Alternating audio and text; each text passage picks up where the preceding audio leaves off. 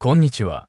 ジムチャンネルのジムです。2025年3月に定年を迎えるにあたり、2024年12月から年休消化に入っており、2ヶ月が経ちました。趣味である DIY を満喫しております。今回は洗濯物を干す場所のウッドデッキを改良して杉のカフェ板で作成してみました。本来板は横に張る感じだと思うのですが、仕掛けを作りましたので縦に張っております。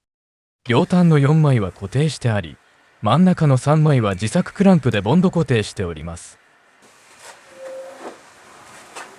カフェ板はつなぎ目に凹凸がありますから、スライドさせてもずれないところがいいですね。これでテーブルが広くなりました。こんな感じで連結していろいろな作業やバーベキューテーブルとして使用します。スライドしてできた穴からは床下に収納したものが取りやすくなります。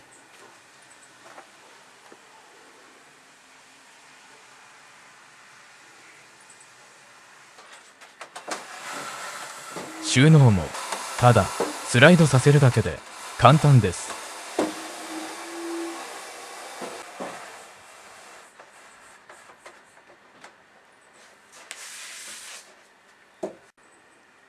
作成の過程はお見せできませんでしたが、いかがだったでしょうか。